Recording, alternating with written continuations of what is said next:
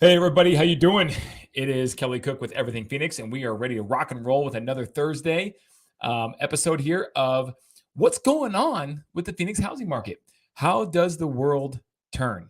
So, without further ado, we're going to just jump right in here and go over kind of what's going on here in the marketplace. Now, Phoenix is different, right? Because Phoenix is a seasonal market than most of the other marketplaces across the country. You have times where actually the market's going to get better, traditionally speaking, through the cycle in Phoenix as it gets colder. And honestly, the activity picks up a lot between November and December through the end of the year. In fact, we were talking to a seller yesterday here in Scottsdale, and it was interesting because we always bring data and analytics to show them and educate them, much like we do on this real estate channel, as to what's going on in their respective zip code.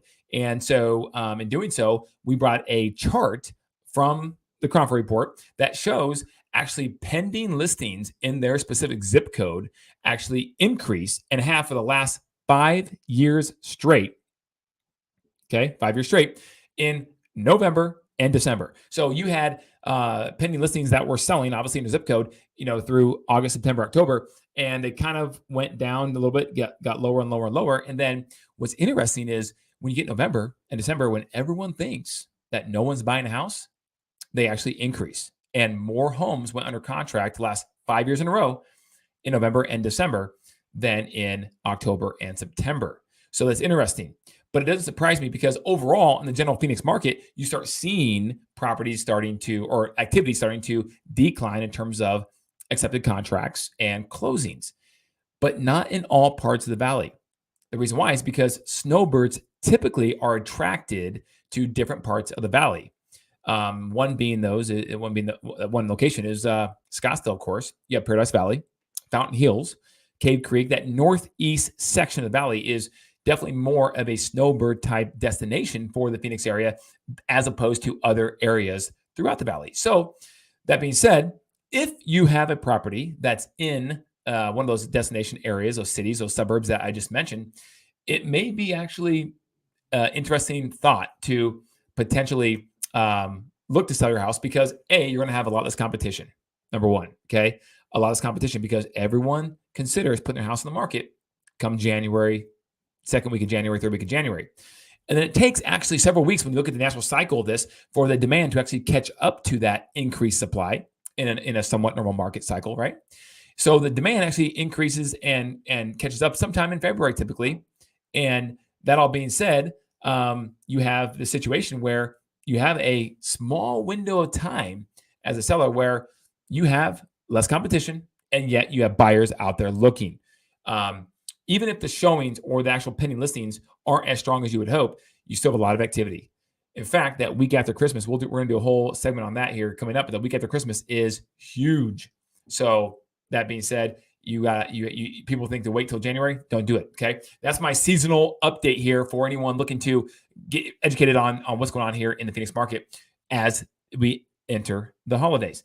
But now let's jump over here and let's get educated on a perspective here of the marketplace. Now, I think it's always good to do this because right now the market is slow. For sellers, it can be tough overall, generally speaking. For buyers, you probably have never had more leverage at any given time in the Phoenix area than you have probably in 12, 11 years. You have a window opportunity here to buy pretty to well overall, generally speaking, because you have leverage right now when it comes to getting concessions paid for and negotiating on terms and price. But there are those sections of the valley like we just talked about where it's stronger than others because you have a little bit more demand. So let's jump over here. I'm gonna share my screen as I always do, guys, and let's jump over here and start talking about the Phoenix epicenter of the housing crisis. Now, this article here is 2011. Right now, we are currently in we're 2022, right?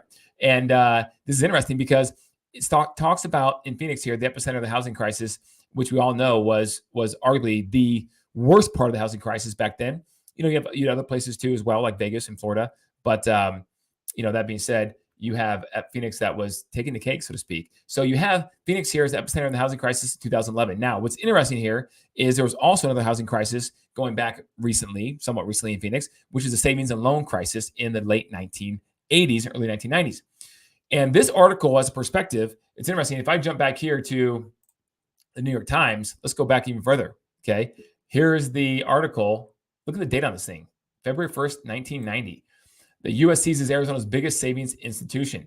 So it talks about 5 of the 8 S&L savings institutions back then that had a lot of mortgages on their books. They all collapsed, right? The housing market didn't do well and it collapsed. It was a big bubble that burst, like we're seeing, obviously we saw in 2008 through 11, 12, and a slowdown in the marketplace right now. But what's interesting is as you read these articles, there's comments in here of where the people talking about the situation in Phoenix housing market back then, right, said, you know what, in any type of situation where you have a good time and then you have a bad time, right, because the market does this, it's cyclical. People always think the good times will never end, and they think the bad times will never end. And that's not true, as we all know. But that's what people get in the muck of that situation that's currently going on. And unfortunately, that's what a lot of people think, and they just never get out of it. But before we go any further, guys, please feel free. I see some of you guys on here, the live. Please feel free to comment. Let us know where you're from. If you want to do that, if you want to ask a question, I would love to help answer those questions that you may have. So, but let's get back over here to the 1980s and 90s savings loan crisis here in Arizona. And then, of course, the next one being the 2008 crash of the housing market here in Phoenix. Okay, so in this one, it talks about, in fact, this article talks about actually the 1980s savings and loan debacle, right? About what that did to the housing market, did a number on the housing market, right, back then. Then, of course, we all know we all have PSTD from the most recent housing collapse in the 2008 time period to 2012. So it talks about the recession, talks about the amount of home equity that was lost. And people right now think that just because the market is going down, it's slower than what it was over the past 2 years, 3 years, that it's going to completely crash. And this article just gives you some good tips as to the fact that, guys, it's going to correct, but it's not the end of the world.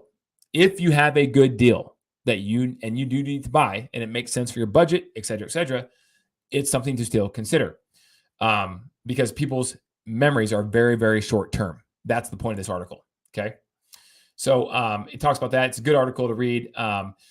But it's interesting about how that works. Robert Holt, North Phoenix realtor, this is written in 2011, argues persuasively that there won't be a price upturn in his market until the ingredients of a recovery are in place.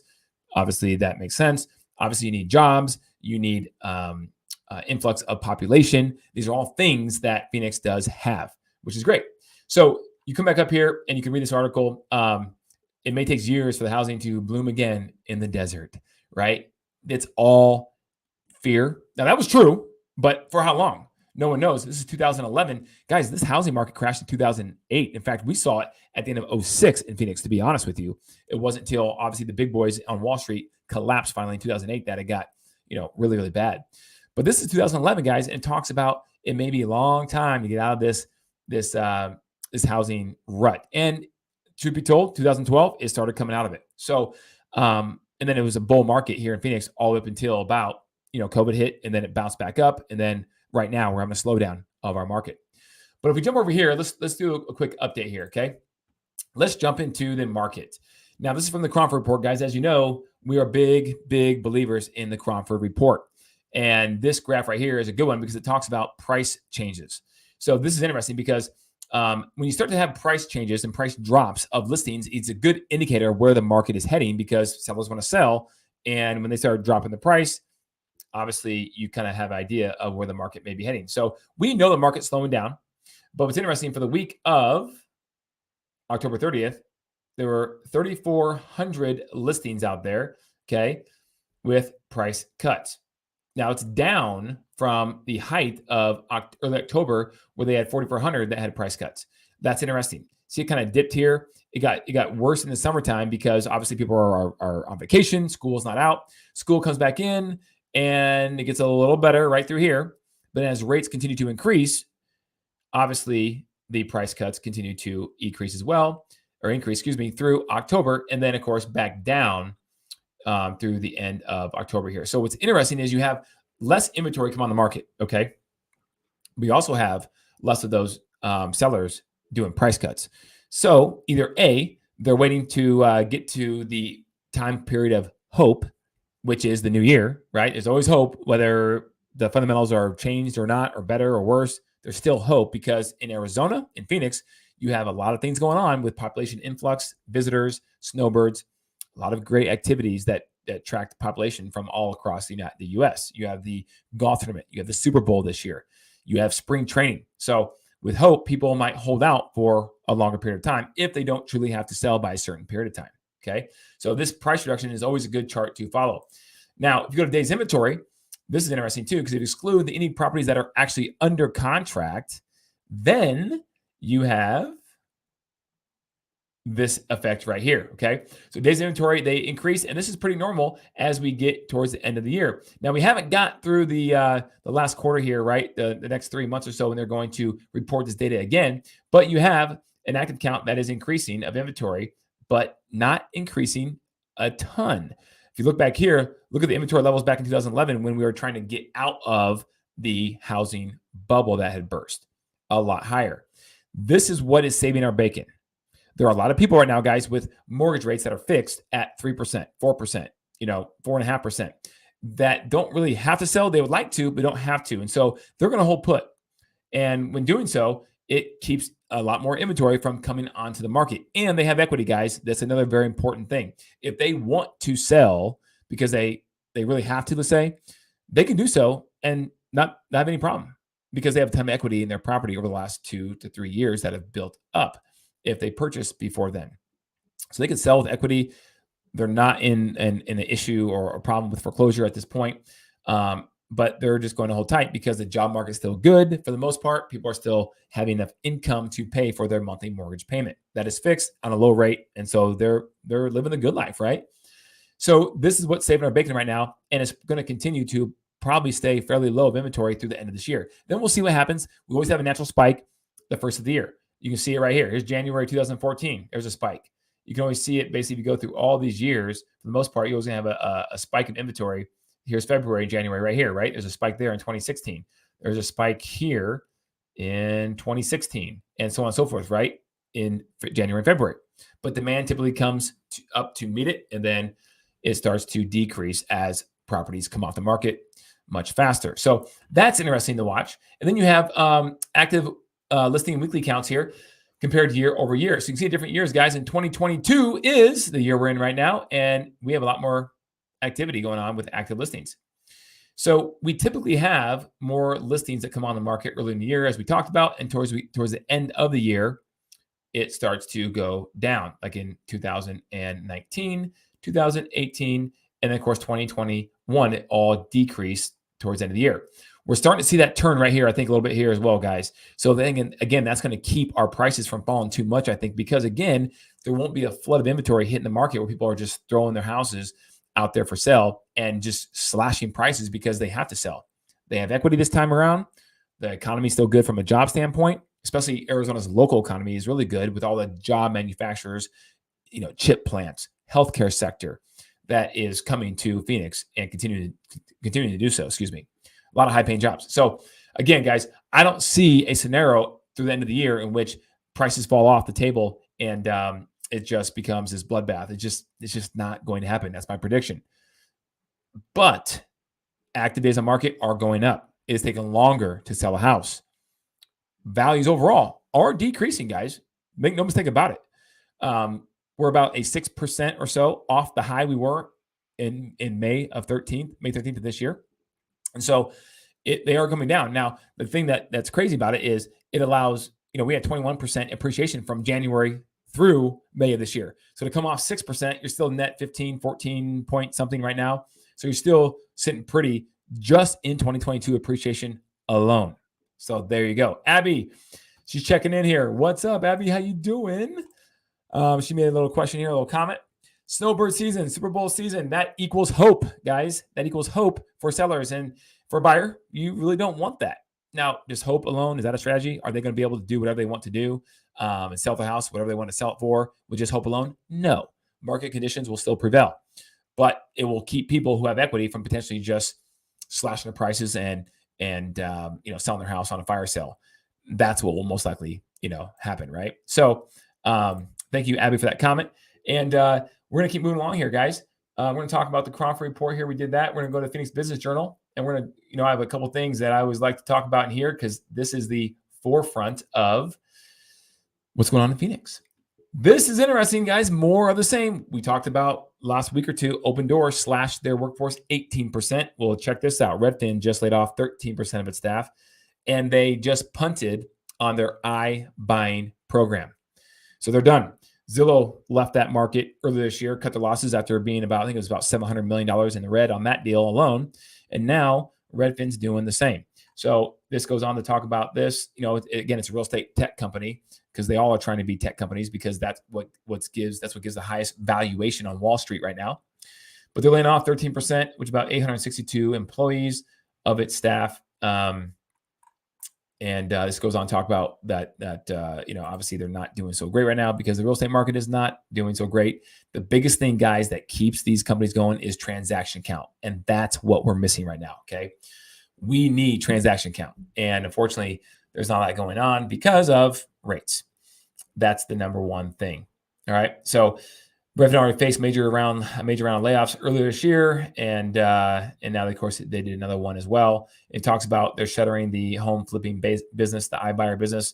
And as we talked about, Zillow Offers already did the same earlier this year when they just completely shut it down. Okay, so that's interesting. So you guys, it was interesting to see the unemployment rate that's low around the country still in terms of what the Bureau of Economics, the federal government, is reporting. However, this is getting more and more common, right? Big companies, especially in the real estate industry, mortgage industry, are starting to have a significant amount of layoffs.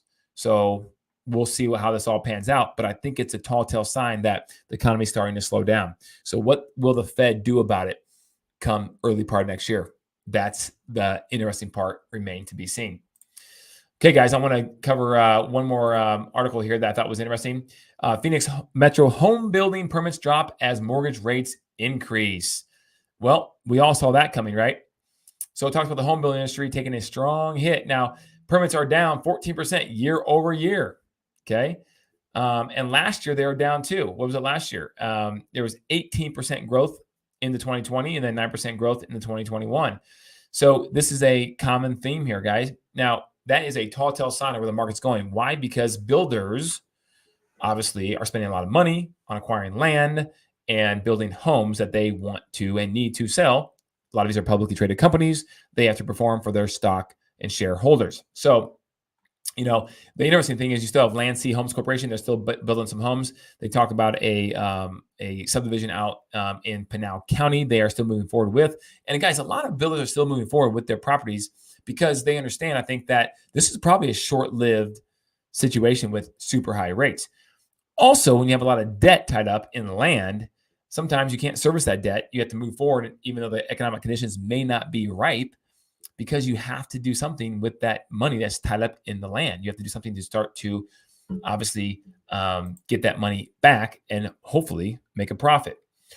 But you have Lennar, which made this Phoenix-based division president, Alan Jones, out of Lennar Corporation. He said they're continuing to build homes at a pace of 180 to 190 homes in a month in Metro Phoenix, and they're going to continue to price the market. So this is an interesting comment, I thought, because they're full steam ahead. Now, again, when you have so much money tied up, you have to kind of do that no matter what.